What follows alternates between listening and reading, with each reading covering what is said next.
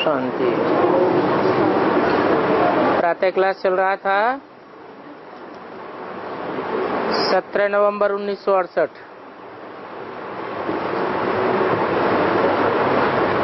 तीसरे पेज की मध्याह्न में बात चल रही थी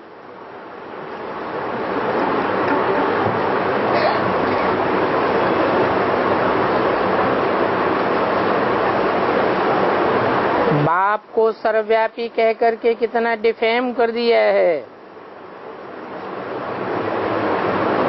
कुत्ते में, बिल्ली में, कण कण में बाप को व्यापी कहना कितना अच्छी डिफेम करते हैं। कच्छ अवतार, मत्स्य अवतार, ये कितनी ग्लानि कर दी है।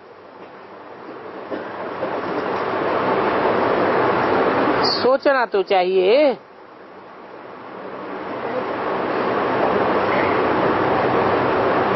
कि बाप मनुष्यों को ज्ञान सुनाने आवेगा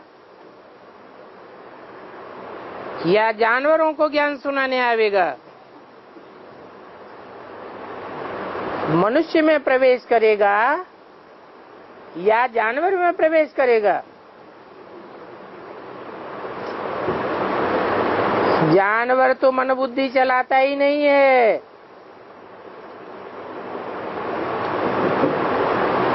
तो मनन चिंतन चल ही नहीं सकता। मनुष्य की तो मन बुद्धि है।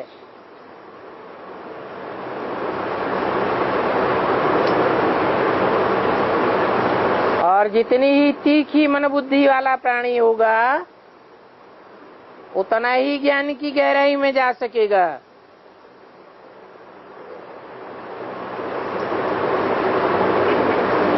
शास्त्रों में तो कच्छ अवतार, मत्स्य अवतार,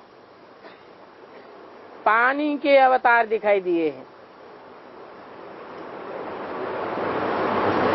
पानी ही उनका आधार है।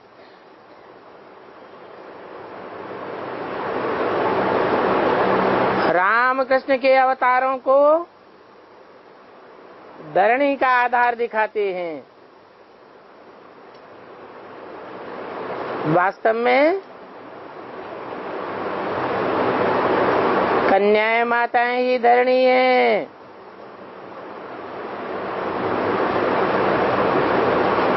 मानवीय बुद्धि ही धरणी है।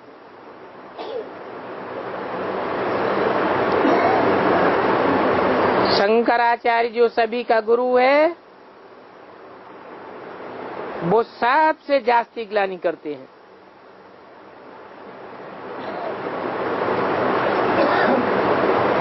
इसलिए उनको हिरण्यकश्यप कहा जाता है। जो अपन को भगवान कहलाते हैं, अपन को ईश्वर कहलाए, अपनी पूजा बैठ कर आते हैं।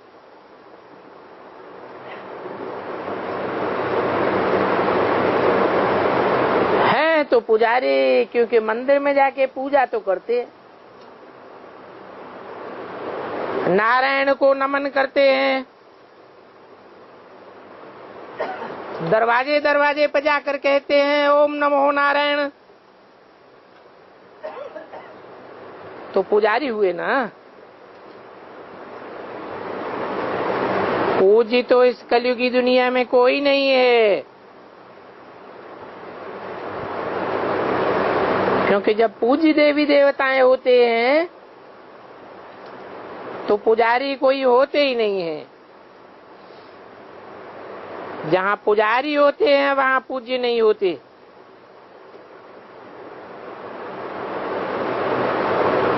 तो मूल बात समझाते हैं। याद की यात्रा में रहो।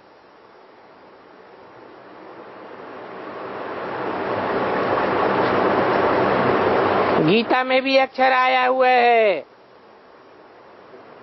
मनमना भव।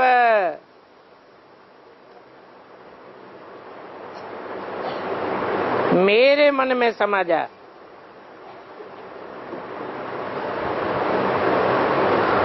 अर्थात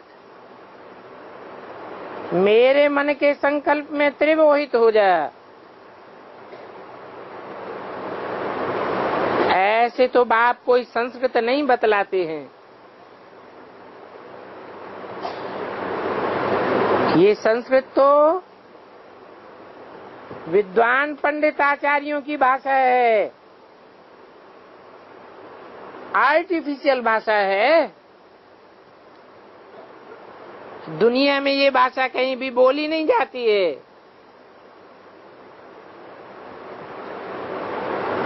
तो सारा ज्ञान ही आर्टिफिशियल हो जाता है।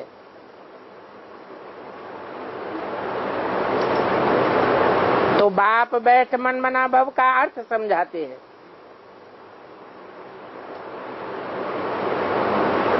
कि मैं जिस तन में आता हूँ उसमें बैठकर जो संकल्प चलाए जाते हैं उन संकल्पों में अपने को तिरोहित कर दे। बाकी सभी देह के धर्म छोड़ अपन को आत्मा निश्चय करके बैठो। आत्मा अविनाशी है, देह तो विनाशी है। आत्मा कब छोटी बड़ी नहीं होती है। इस आत्मा में ही सारा पार्ट भरा हुआ है। इस पार्ट के आधार पर ये अनादि अविनाशी ड्रामा बना हुआ है। तो समझ लेना चाहिए कि पिछाड़ी में जो आत्माएं आती हैं उनका बहुत थोड़ा पार्ट है। बाकी टाइम तो वो शांति धाम में पड़ी रहती है। तो समझा जा सकता है कि वो आत्मा सतो प्रधान स्वर्ग की दुनिया में नहीं आ सकती।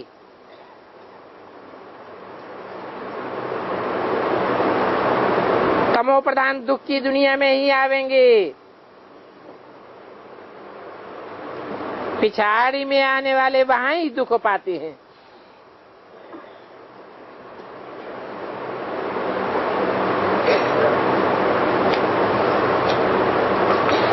इस बात को उन आचार्यों ने भी समझा है। उस संस्कृत गीता में भी लिखा हुआ है, मूढ़ा जन्मनि जन्मनि। वो मूढ़ आत्माएं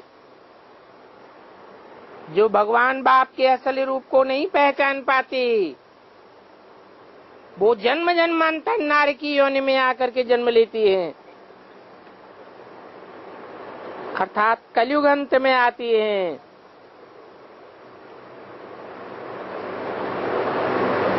पिछाड़ी में आने वाले दुखी ही पावेंगे। कितनी ढेर की ढेर आत्माएं हैं जो दुखी दुनिया में उतरती हैं। जैसे दिवाली पर मच्छर कितने निकलते हैं और सुबह को उठ कर देखो तो सारे मरे पड़े हैं।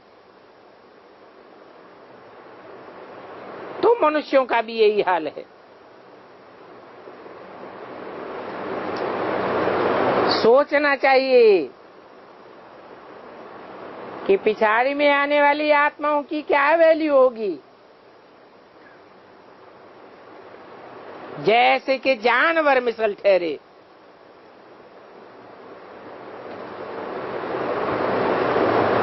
तो बाप बैठिए बातें समझाते हैं कि ये सृष्टि का चक्र कैसे फिरता है। मनुष्य सृष्टि रूपी झाड़ कैसे छोटे से बड़ा और बड़े से छोटा होता है। सतयुग में देखो तो कितने थोड़े मनुष्य, और कलयुग में वृद्धि होकर कितना बड़ा झाड़ हो जाता है।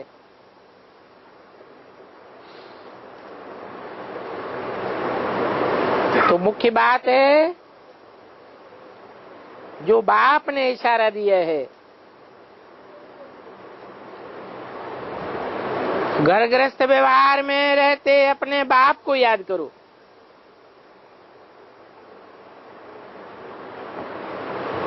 कम से कम अंत समय में 8 घंटे की याद करने की प्रैक्टिस होनी चाहिए।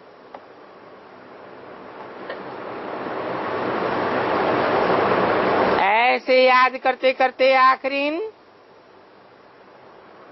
पवित्र बन करके बाप के पास चले जाएंगे।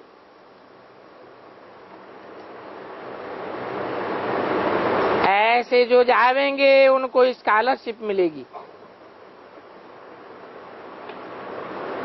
नहीं तो अगर पाप रह जावेंगे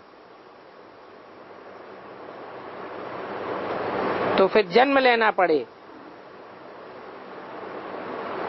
सजाएं खाते रहते हैं, फिर कदम पद पर हो जाता है। बाकी हिसाब किताब तो सभी का चुकतू होना है। जो भी मनुष्य मात्र हैं, सबका हिसाब किताब चुकतू होगा।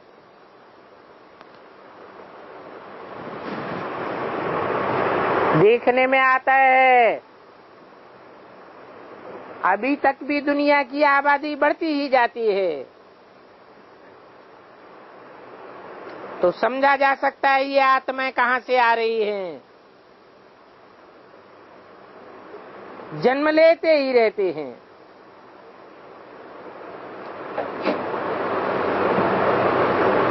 इस समय के हिसाब से अगर देखेंगे तो भारतवासियों के मुकाबले क्रिश्चियन धर्म ऊंचे है।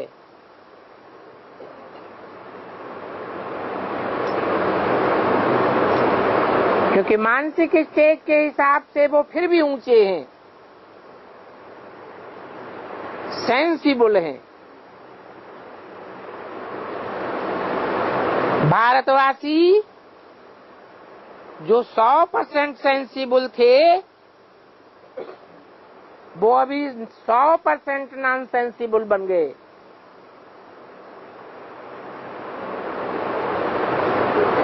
क्योंकि यही भारतवासी हैं जो 100% सुख पाते हैं, फिर 100% दुख भी पाते हैं।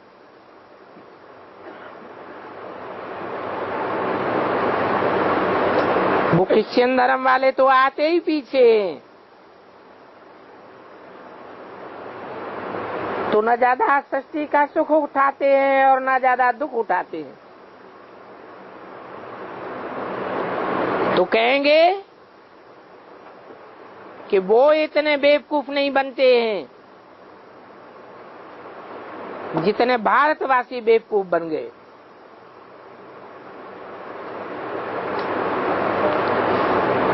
अभी भारतवासी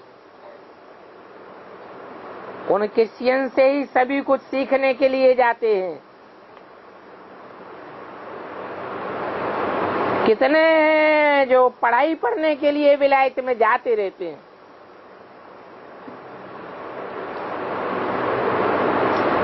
अभी हमको बाप ने समझाया है क्रिश्चियन डायनेस्टी का कृष्ण की डायनेस्टी से कनेक्शन है।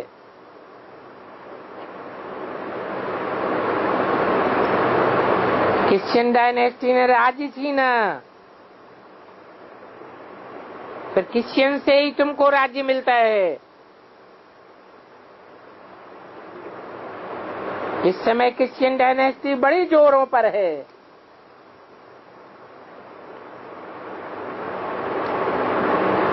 सारी दुनिया के लोग उनका लोहा मानते हैं।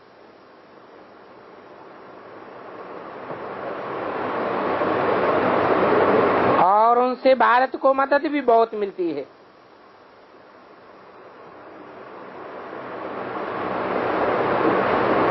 अभी भारत जब भूख मरता है तो रिटर्न सर्विस भी हो रही है। तुम तो जानते हो कि कि वो भारत में ही आकर के हीरे जवाहरात ले गए, अभी वहां जाकर के बहुत धनवान बन गए हैं। तो अभी फिर धन भी पहुंचाते रहते हैं।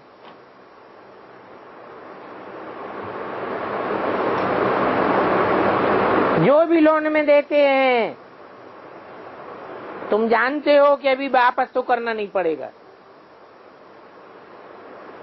उनको वापस तो कुछ भी मिलने का नहीं है। विनाश सामने खड़ा हुआ है। तुम बच्चों को तो कोई भी पहचानता नहीं है। अगर वो पहचानते होते तो आकर के तुमसे राय लेते।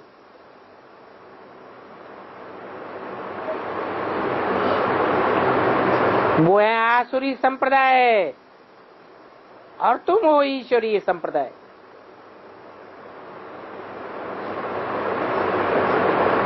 जो ईश्वर के राय पर चलते हैं वो ही फिर ईश्वरीय संप्रदाय से दैवी संप्रदाय बनेंगे।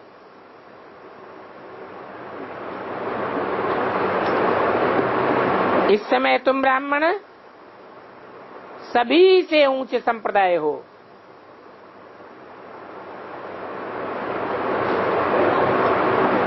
फिर बाद में दैवी संप्रदाय बनेंगे।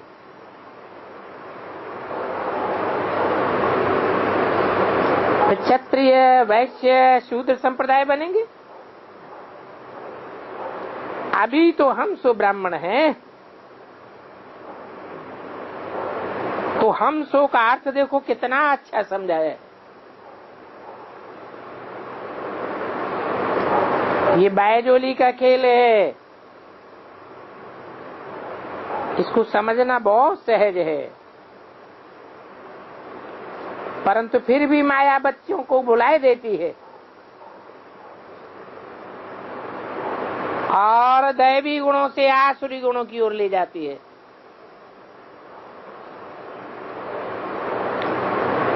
अपवित्र बनना ये आसुरी गुण है। अच्छा, बच्चों को गुड मॉर्निंग और नमस्ते। आज का प्रातः क्लास है 18/11/68।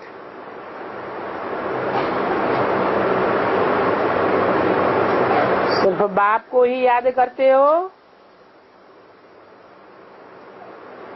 या और कुछ याद आता रहता है?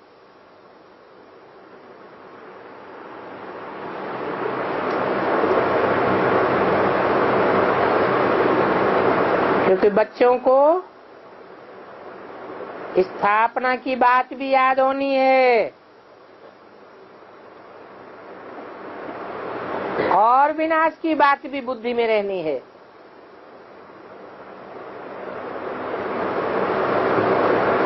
बाद में पालना भी करेंगे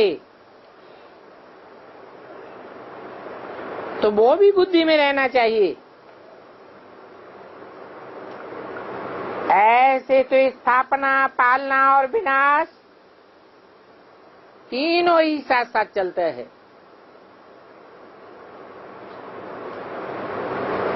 जैसे कोई बैरिस्ट्री पढ़ते हैं तो उनको मालूम रहता है कि मैं बैरिस्टर बनूंगा,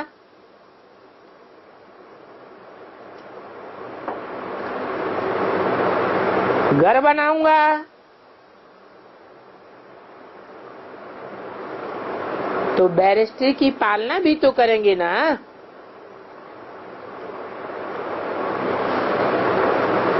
जो भी पढ़ाई पढ़ेंगे उसका नजारा आंखों के आगे घूमता रहेगा। अभी तुम तो जानते हो कि हम नई दुनिया की स्थापना कर रहे हैं। सो भी पवित्र नई दुनिया की स्थापना हो रही है।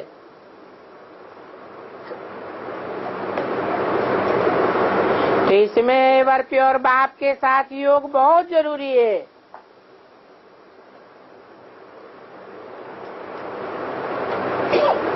नहीं तो और देह के संबंधी याद आवेंगे तो इम्प्योरिटी ही बढ़ती जाएगी।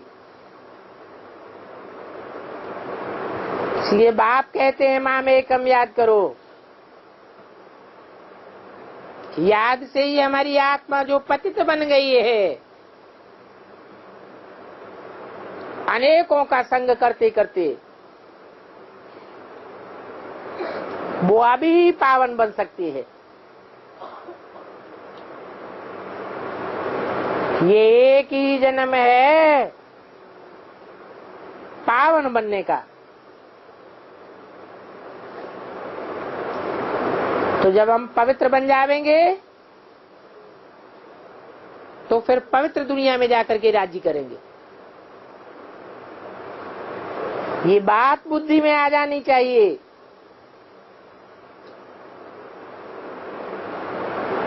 सभी इम्तिहानों में ये सबसे बड़ा इम्तिहान है।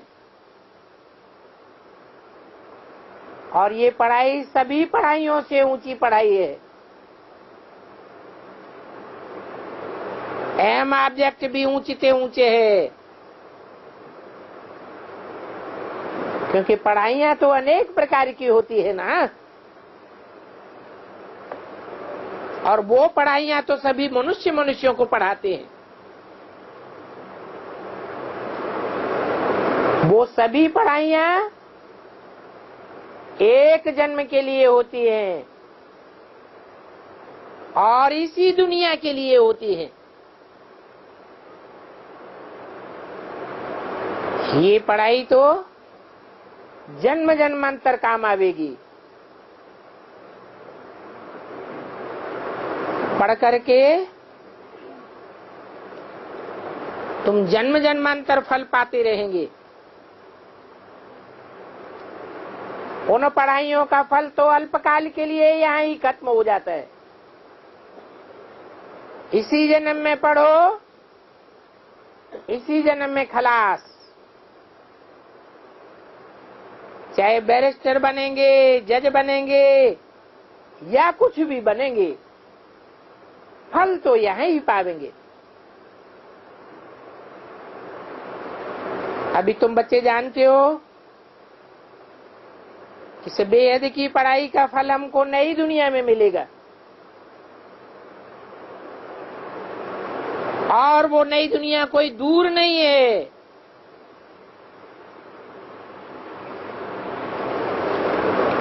हर एक के अपने अपने पुरुषार्थ के ऊपर है।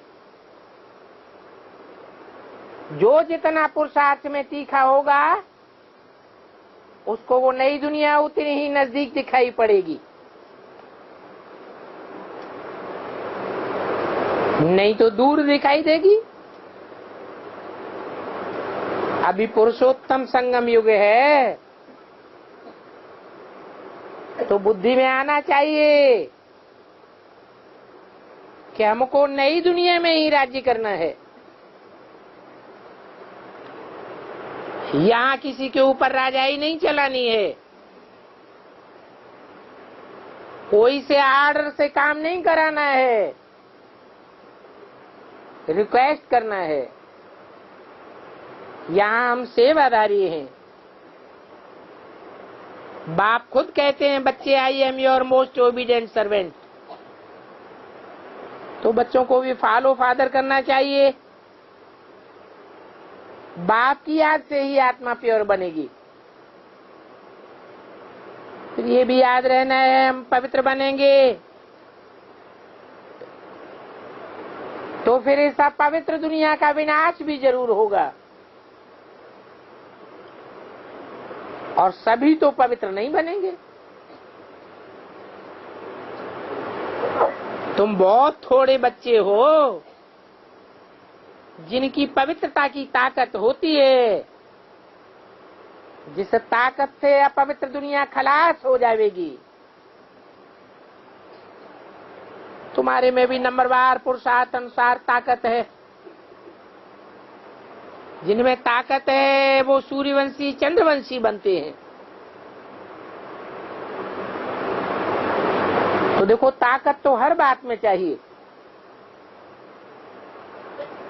ये तुम्हारी ईश्वरीय माइट है और इसको योग बल की माइट कहा जाता है। बाकी तो सभी है भोग बल की माइट। वो जिस्मानी माइट है, तुम्हारी है रूहानी माइट। जिस्म यहाँ ही खलास हो जाएंगे तो जिस्मानी माइट भी यहीं खलास हो जाएगी। ये रूहानी माइट तो जन्म जन्मांतर काम आवेगी। तो बाप बच्चों को कल्प कल्प कल्प कहते हैं और एक ही बात पक्की कराते हैं, बच्चे माम एकम याद करो,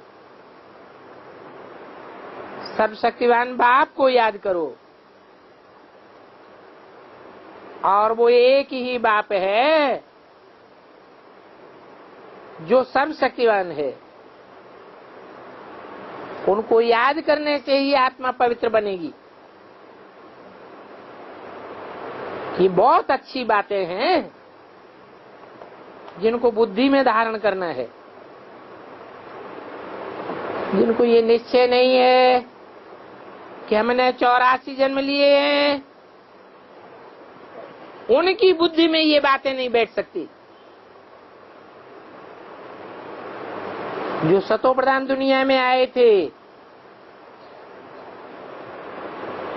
वो अभी तमो प्रधान दुनिया में बैठे हैं।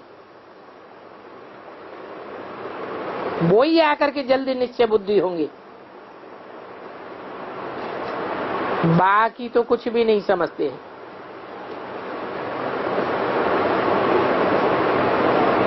बच्चों को पूछना चाहिए, ये समझना चाहिए कि हम पूरी रीति समझेंगे तो बाप को भी याद करेंगे। अगर समझेंगे नहीं तो याद भी नहीं ठहरेगी। ये बड़ी सीधी सादी बातें हैं। हम आत्माएं जो सतो प्रधान थी वो ही फिर अभी तमो प्रधान बनी है।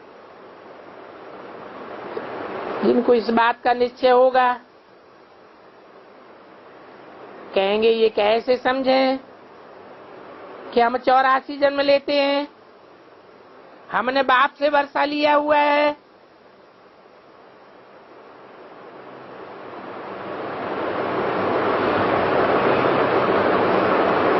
कैसे समझेंगे?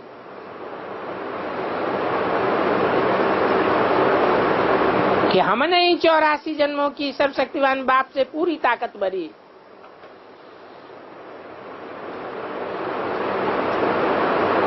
बहुत थोड़ी आत्माएं हैं जो 82-83 जन्म तक भी सुख में रहती है। जरूर उनका पढ़ाई में पूरा ध्यान जाएगा। बाकी तो पूरा ध्यान देते ही नहीं है।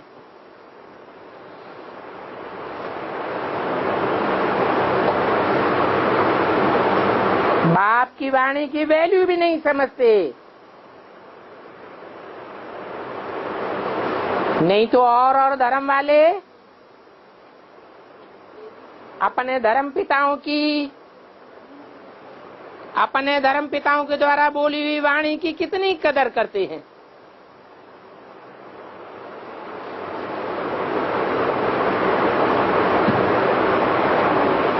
यहाँ तो इतनी कदर भी नहीं करते हैं। नहीं तो ये वाणी के वर्षन से कितने संभाल के रखना चाहिए। नहीं रखते हैं तो समझा जाता है इनकी तकदीर में नहीं है। इन्होंने कल पहले भी नहीं समझा था।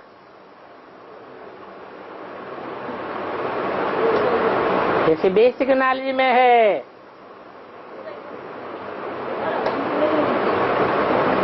ब्रह्मा के मुख से निकली हुई वेदवाणी का कोई ध्यान ही नहीं रखा, कोई वैल्यू नहीं दी।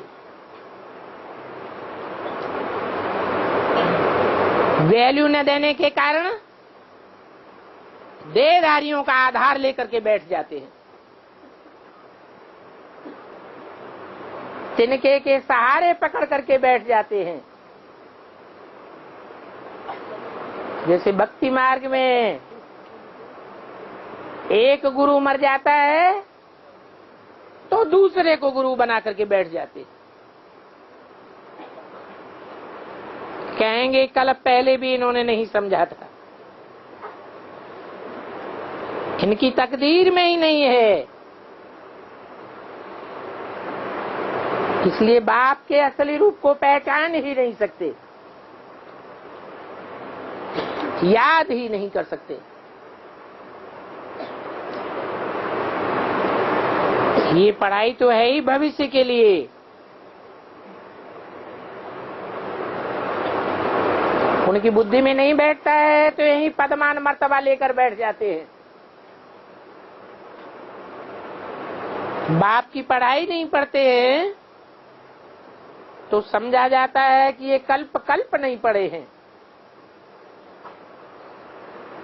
अथवा थोड़ी मार्क्स से पास हुए हैं।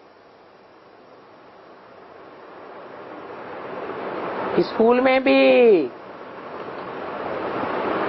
फेल होने वालों की संख्या बहुत होती है और नंबरवार ही पास होते हैं।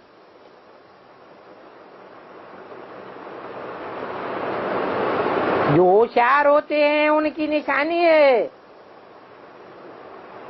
कि वो पढ़ करके दूसरों को पढ़ावेंगे भी। बाप तो कहते हैं मैं तुम बच्चों का सर्वेंट हूं, तो जो बाप के बच्चे होंगे वो भी कहेंगे हम भी सर्वेंट हूं। हर एक भाई बहन का कल्याण करना है। बाप हमारा कल्याण करते हैं तो हमको फिर औरों का कल्याण करना है। सभी को समझाना है बाप को याद करो तो तुम्हारे जन्म जन्मांतर के पाप कट जाएंगे। जितना जो बहुतों को पैगाम पहुंचाते हैं वो बड़े बड़े पैगंबर बनते हैं। बहुतों को पैगाम देते हैं, उनको ही महारथी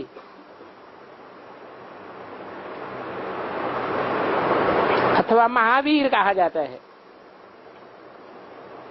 घोड़े सवार भी हैं,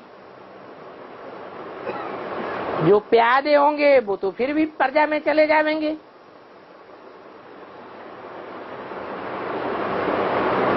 इसमें भी बच्चे समझते हैं कौन कौन साहूकार बन सकेंगे।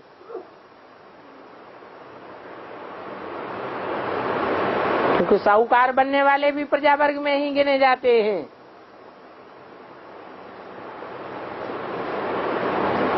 ये सारा ज्ञान बुद्धि में रहना चाहिए।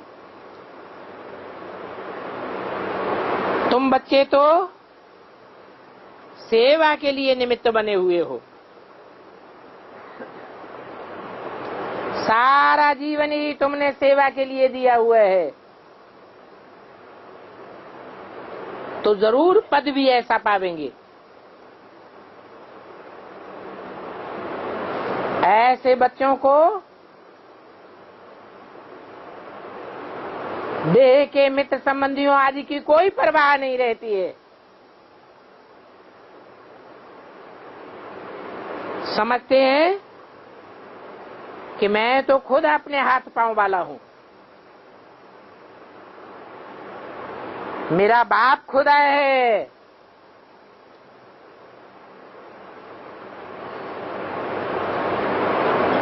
तो बच्चों के अंदर भी खुद ही रहनी चाहिए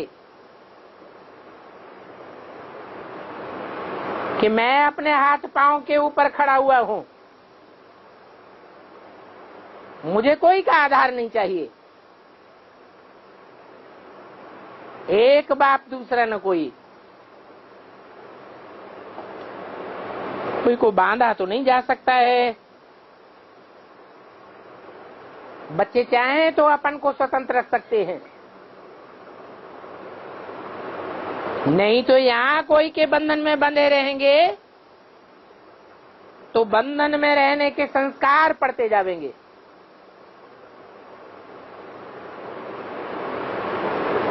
स्वतंत्र रहना है, स्वतंत्र रहने देना है। सोचना चाहिए मैं क्यों बंधन में फंसूं, क्यों नहीं बाप से अमृत लेकर के दूसरों को अमृत का दान दूं। मैं कोई रीढ़ बकरी छोड़े ही हूं जो मुझे कोई कान से पकड़ करके बांध लेवे, गर्दन में रस्सी डाल देवे। मैं तो स्वतंत्र आत्मा हूं।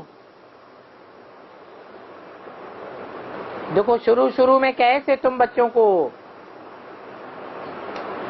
बड़ी आसानी से छुड़वा दिया।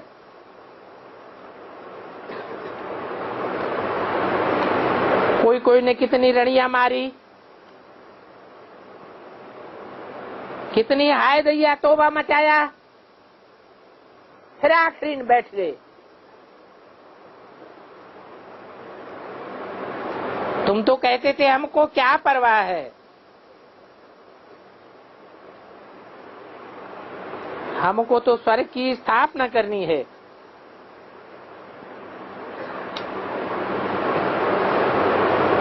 हम ये काम क्यों बैठ करके करेंगे, हमारा तो बेहद का धंधा है। तो वो मस्ती चढ़ जाती है। इस मस्ती को मौलाई मस्ती कहा जाता है। हम मौला की संतान हैं। तुम जानते हो कि हमको मौला से क्या प्राप्त होता है। अभी वो मौला हमको पढ़ा रहे हैं। उनके नाम तो बहुत हैं,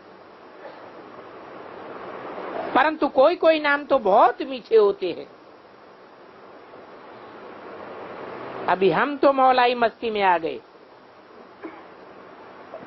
बाप हमको बहुत सहज डायरेक्शन देते हैं। 18-11-68 की वाणी का दूसरा पेज।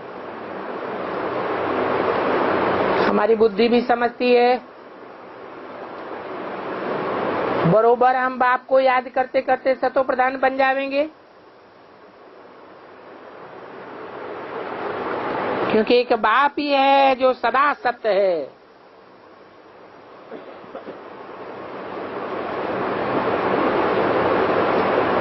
तो हम भी सतो प्रधान बनेंगे जरूर, और विश्व के मालिक भी बनेंगे। ये तात बुद्धि में लगी हुई हो। बाप तो हरदम याद रहना चाहिए। ऐसे समझें कि बाप सदैव हमारे सामने बैठा है।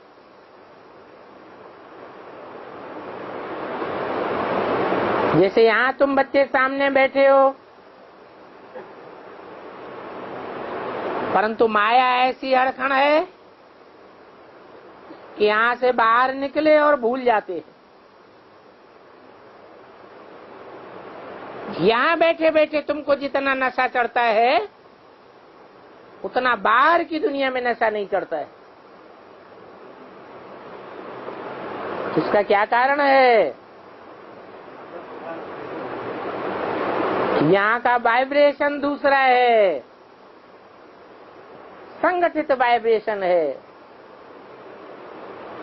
ब्राह्मणों के वाइब्रेशन के बीच में बैठे हो। बाहर की दुनिया का वाइब्रेशन तो मिक्स होता है। वो है 500 करोड़ की दुनिया का वाइब्रेशन, और यहाँ तो तुम मुट्ठी भर श्रेष्ठ बच्चे बैठे हो, और बाप भी सामने बैठा हुआ है।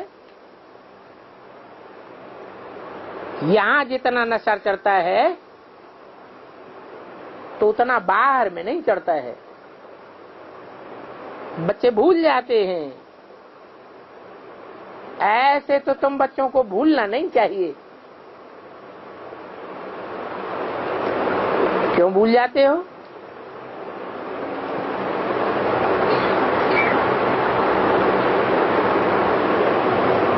क्योंकि आत्म की स्थिति में पक्के नहीं रहते। आत्म की स्थिति में पक्के रहेंगे तो भूल नहीं होगी। परंतु जिनकी तकदीर में नहीं है वो तो यहाँ बैठे बैठे भी भूल जाते। बाहर की दुनिया में बुद्धि चली जाती है। बच्चों के लिए म्यूजियम व गाँवों में सर्विस करने के लिए प्रबंध हो रहा है। अभी टाइम तो बहुत पड़ा है, फिर भी बाप तो कहते हैं जल्दी जल्दी करो। परंतु ड्रामा में जल्दी की नूंद नहीं है। कहते ये ड्रामा जू मिसल चलता है।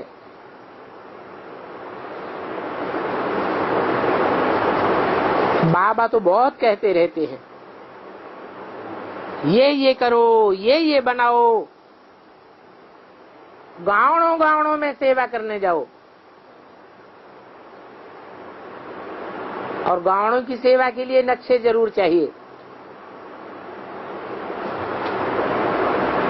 फिर भी बाप समझते हैं बच्चों के ऊपर काम तो बहुत है।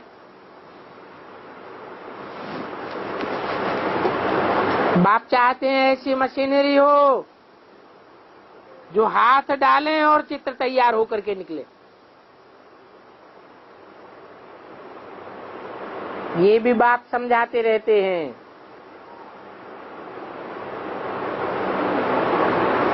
आगे चल करके मिनटों मोटर तैयार होगी। अभी तो अच्छे अच्छे बच्चों को माया और ही अच्छी रीत से नाक से पकड़ लेती है। जो अपन को महावीर समझते हैं उन्हों को ही माया बहुत तूफान लाती है। वो बच्चे फिर किसी की परवाह भी नहीं करते हैं।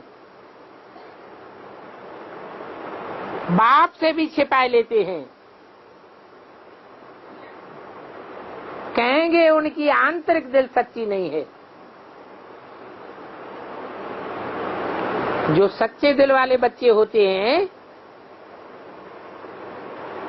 उनके लिए कहा है सच्चे दिल पर साहब राजी। ऐसे सच्चे दिल वाले जरूर स्कॉलरशिप लेंगे। यहाँ शैतानी दिल तो किसी की चली ही नहीं सकती। और शैतानी दिल वाले अपना ही बेड़ा गर्क करते हैं।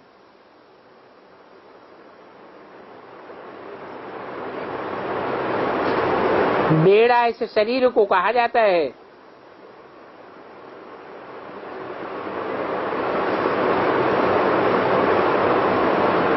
सब बच्चों को बाबा से काम है।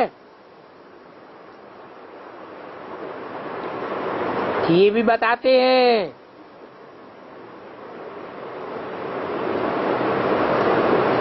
कि जिस तन में प्रवेश करते हैं वो तो सबसे पतित तन है। फिर यही पुरुषार्थ करके पहला नंबर पावन बनते हैं। इस बात का तुम बच्चे साक्षात्कार भी करते हो। कोई को बुद्धि का साक्षात्कार होता है, कोई को बंद आंखों का साक्षात्कार भी होता है।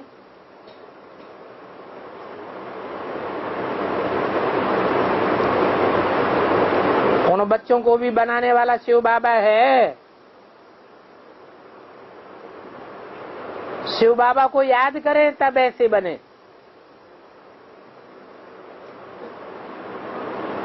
लक्ष्मी नारायण जैसे स्वभाव संस्कार धारण करना कोई कम बात है क्या? बहुत जगह ऐसे बच्चे हैं जो सारा दिन लून पानी होते रहते हैं। बाप कहेंगे अपना ही खाना खराब करते हैं, देहाभिमानी होकर के रहते हैं। जो महारथी बच्चे बनते हैं उनको माया और ही अच्छी रीति नाक से पकड़ती है, और लून पानी भी अच्छे अच्छे अनन्य बच्चे देखे जाते हैं। माया एकदम नाक से पकड़ करके लून पानी बनाई देती है, फिर वो कोई काम के नहीं रहते।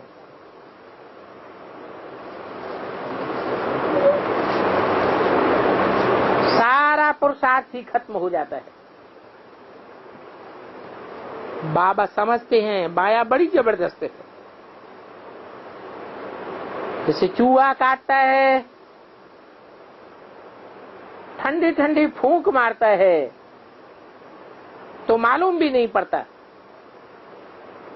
माया भी ऐसी मस्त चोहरी है जो महारथियों को ऐसा आराम से काटती है जो उनको काटने का कुछ पता भी नहीं पड़ता।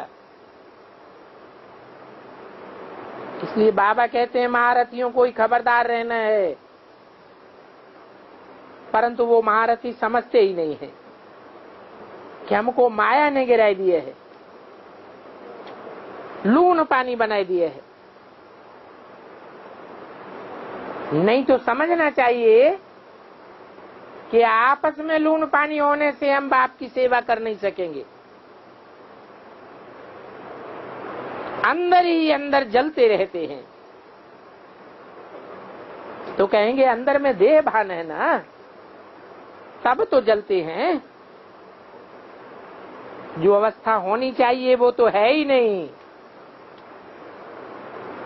याद का जौहर भरता ही नहीं है। इसलिए बच्चों को माया से बहुत खबरदार रहना चाहिए।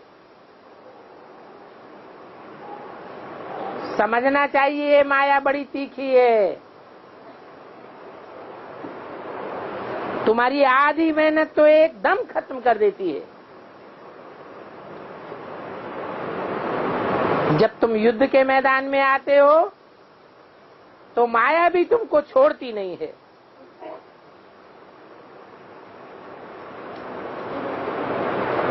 मुकाबला करने से आधी मेहनत तो जरूर खत्म कर देती है। किसको पता भी नहीं पड़ता है। कई अच्छे अच्छे बच्चे हैं जो बैठे बैठे पढ़ाई बंद कर देते हैं और घर में बैठ जाते हैं।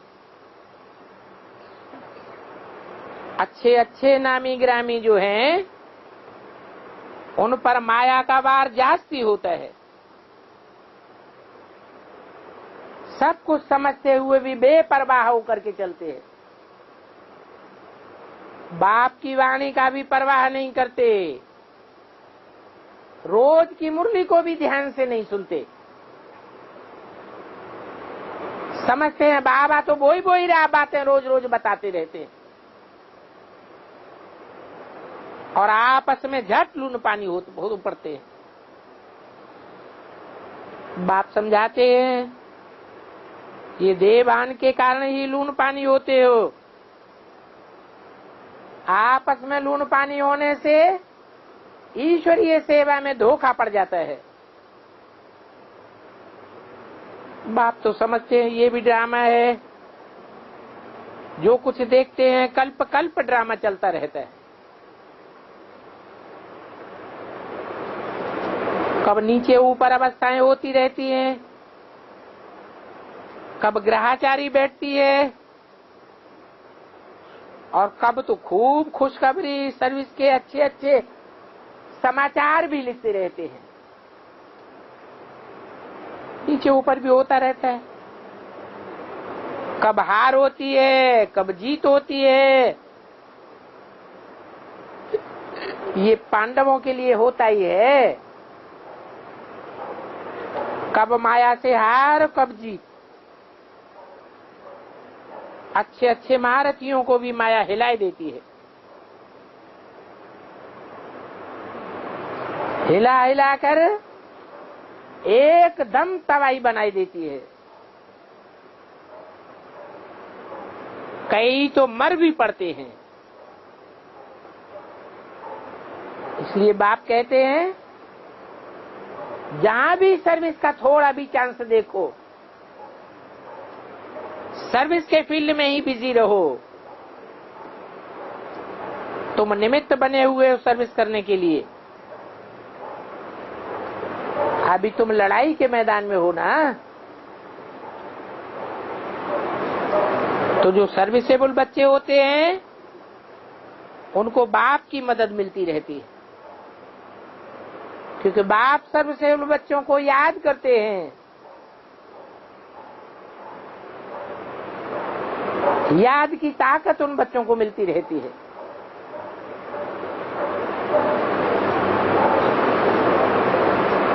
जो बाहर वाले ग्रस्त व्यवहार में रहते हैं, देखा जाता है वो यहाँ वालों से भी बहुत ऊंचे चले जाते हैं। हाँ, माया के साथ पूरी युद्ध तो चलती है। बाप कहेंगे सेकंड बाय सेकंड, कल पहले मिसल तुम्हारा ये पाठ चलता रहता है। तुम कहेंगे 4900 वर्ष पास हुए,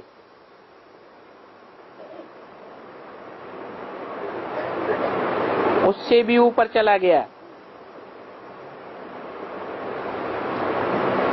बाकी 7-8 वर्ष बचे हैं। अभी इतना सारा समय ड्रामा में पास्ट हो गया, और 5-4 वर्ष के ड्रामा में क्या क्या हुआ है वो भी तुम्हारी बुद्धि में है। जैसे बाबा में ज्ञान है, इस दादा में भी आना चाहिए।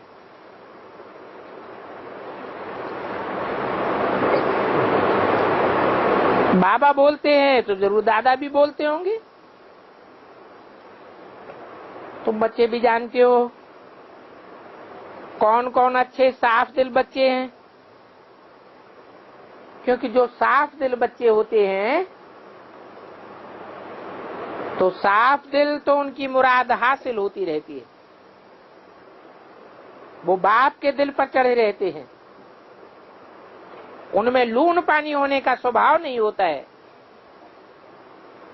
ऐसे बच्चे सदैव हर्षित मुख देखने में आवेंगे।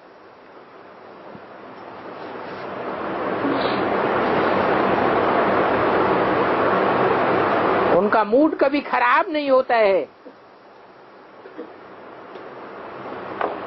18/11/68 की वाणी का 3रा पेज।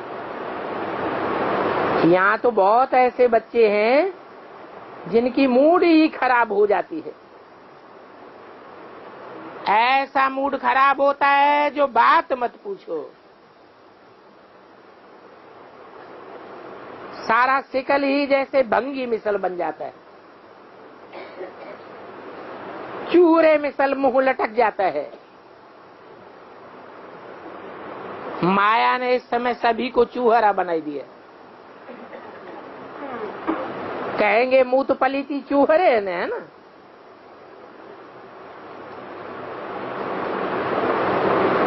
कहते हैं बाबा हम मुंह तो पलीती को आकर के शुद्ध बनाओ। बोलते रहते हैं हम पतित हो गए। बाबा तो कहते हैं चूहरे से भी बदतर हो गए। देविल चूहरे बन जाते हैं, क्योंकि विकार में ही जाते रहते हैं ना। विकार में भी जाते तो किचड़ा भी साफ करते रहते। उनकी है सबसे जास्ती अधम गति। अभी तुमने पतित पावन बाप को बुलाया है,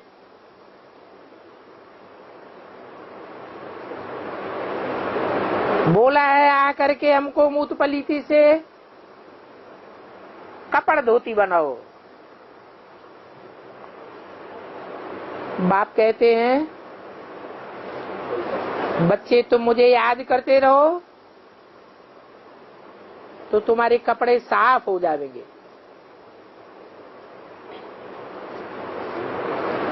तुम सदैव मेरी श्रीमत पर चलते रहो। जो श्रीमत पर नहीं चलते हैं उनका कपड़ा साफ नहीं होगा, मैला का मैला ही रह जाएगा, आत्मा शुद्ध होगी नहीं। बाप तो दिन रात इस बात पर जोर देते रहते हैं अपन को आत्मा समझे। देह अभिमान में आने से ही तुम गुटखा खाते रहते हो। जितना जितना ऊपर चढ़ते जाते हो उसकी निशानी भी देखने में आवेगी। क्या तुम्हारी खुशी का पारा चढ़ता जाएगा, हर्षित मुख देखने में आवेंगे। बाप जानते हैं अच्छे अच्छे फर्स्ट क्लास बच्चे हैं, परंतु माया ऐसी है जो अंदरूनी हालत खराब कर देती है, तो अंदर में जैसे गलते रहते हैं। देह अभिमान की आग में जल रहे हैं, समझते ही नहीं है ये बीमारी कहां से आई। बाप कहते हैं देह अभिमान में रहने से ये बीमारी आती है, देह को याद करने से ये बीमारी आती है। इसलिए घड़ी घड़ी कहते हैं अपन को आत्मा समझ बुझ बाप को याद करो। जो देही अभिमानी होंगे उनको कब बीमारी नहीं होगी, नहीं तो अंदर में बहुत जलते रहते हैं। बाप तो कहते हैं बच्चे देही अभिमानी भव। बच्चे पूछते हैं बाबा ये रोग हमको क्यों लगा।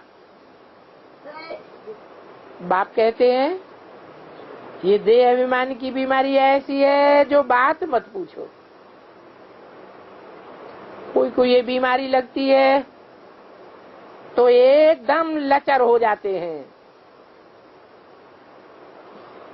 ऐसी बीमारी लगती है जो जल्दी छोड़ती ही नहीं। श्रीमत पर न चल अपनी देह अभिमान में चलते हैं तो चोट बड़ी जोर से लग जाती है।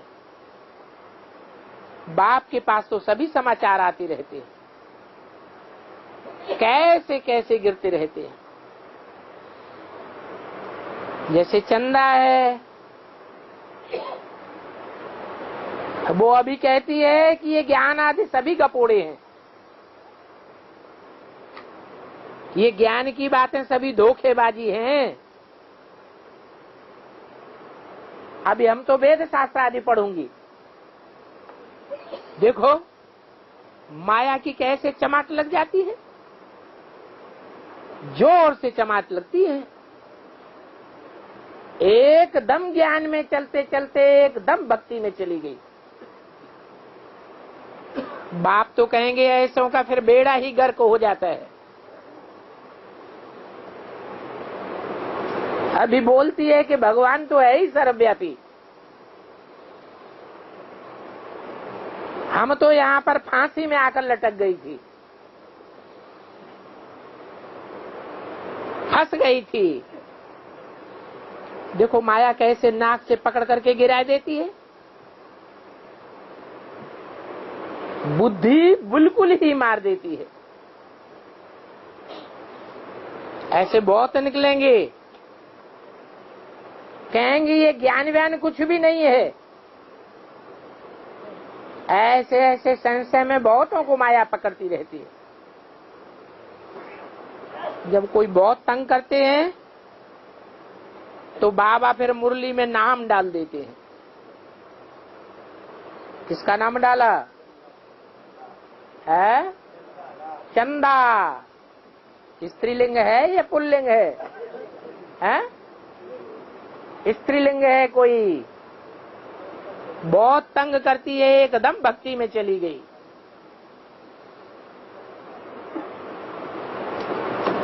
माँ बेसिक में तो कोई हद की चंदा का नाम लिया, यहाँ हद की होगी या बेहद की होगी? पुल्लिंग क्या हुआ? चंदा स्त्रीलिंग है, फिर पुल्लिंग क्या है? चंद्र। चंद्र और चंद्रा। चंद्र कौन है वेद की भाषा में? है कौन है? ब्रह्मा बाबा। और चंदा कौन है? तो बहुत तंग करती है तो मुरली में नाम डाल देते हैं, भगवान को बुलाते हैं, कहते हैं आकर के हमको पत्थर बुद्धि से पारस बुद्धि बनाओ। और फिर ऐसे भगवान के भी विरुद्ध हो जाते हैं, तो फिर क्या गति होगी? एकदम गिर करके पत्थर बुद्धि बन जाते हैं। पत्थर बुद्धि कैसे बनते हैं? है माया को कौन सी बुद्धि कहें? नाम देते हैं अहिल्या। अहिल्या पत्थर बुद्धि बन गई। फिर वो माया रूपी अहिल्या किससे हाथ मिला लेती है?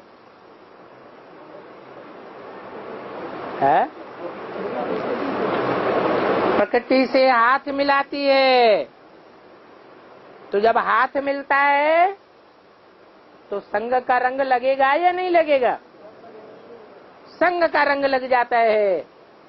फिर जिसका संग लगता है वो भी पत्थर बुद्धि बन जाता है,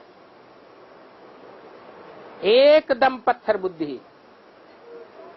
बच्चों को यहाँ बैठे उठते बैठते यही खुशी रहनी चाहिए कि हमारी student life is the best life है। हम ऊंचे से ऊंचे स्टूडेंट हैं। बाप कहते हैं इस पढ़ाई के बगैर दुनिया में और कोई भी पढ़ाई ऊंचे नहीं होती। दी बेस्ट पढ़ाई तो यही है, ये 21 जन्मों का पक्का फल देती है। तो ऐसी पढ़ाई में कितना अटेंशन देना चाहिए? कोई तो ऐसे हैं जो बिल्कुल ही अटेंशन नहीं देते, तो माया फिर उनके नाक कान काट देती है।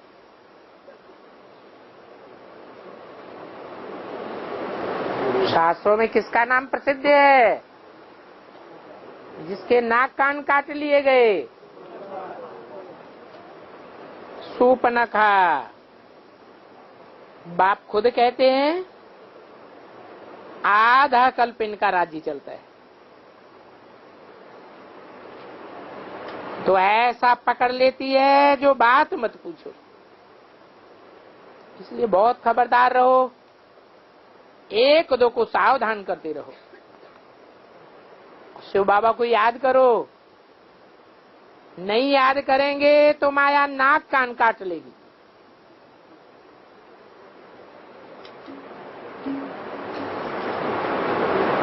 नाक काटने के ऊपर क्या कहावत है? इनकी तो नाक कट गई माने बेइज्जती हो गई। और कान काटने का क्या मतलब है?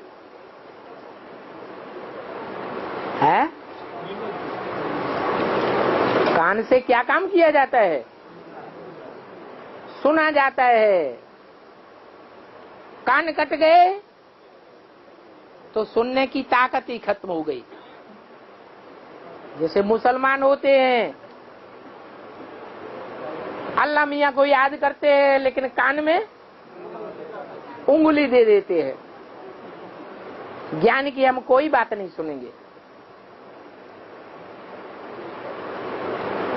तो बाप कहते हैं ऐसों की फिर माया नाक कान काटती है, कोई काम के नहीं रहेंगे।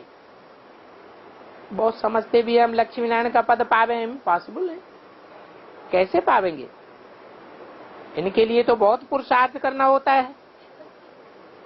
पुरुषार्थ नहीं करेंगे तो थक करके फां हो जाते हैं, माया से हार खा लेते हैं, एकदम कीचड़े में जाकर के पड़ते हैं, सर्विस के बदले और ही डिसर्विस करने लग पड़ते हैं।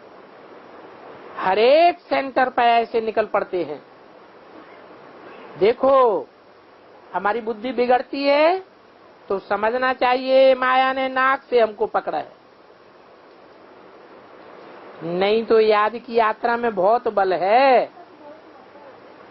इस याद की यात्रा में बहुत खुशी भरी हुई है। कहते भी है खुशी जैसी खुराक नहीं। दुकान में ग्राहक आते रहते हैं, कमाई होती है तो उनको का थकावट नहीं होती, बड़ी खुशी में रहते हैं। तुमको भी अथाह बेशुमार धन मिलता है तो तुमको तो बहुत खुशी में रहना चाहिए। देखना है हमारी चलन दैवी है या आसुरी है। समय बहुत थोड़ा है। अकाले मृत्यु की तो जैसे रीस चल रही है, ये दिन प्रतिदिन अकाले मौत बढ़ती जाएगी।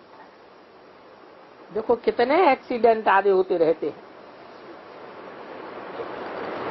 तमो प्रधान बुद्धि होती जाती है, फिर बरसात भी जोर से पड़ेगी, उनको कहेंगे कुदरती एक्सीडेंट। अभी बाप कहते हैं मौत सामने आया क्या आया, कोई लिखते भी हैं, समझते भी हैं।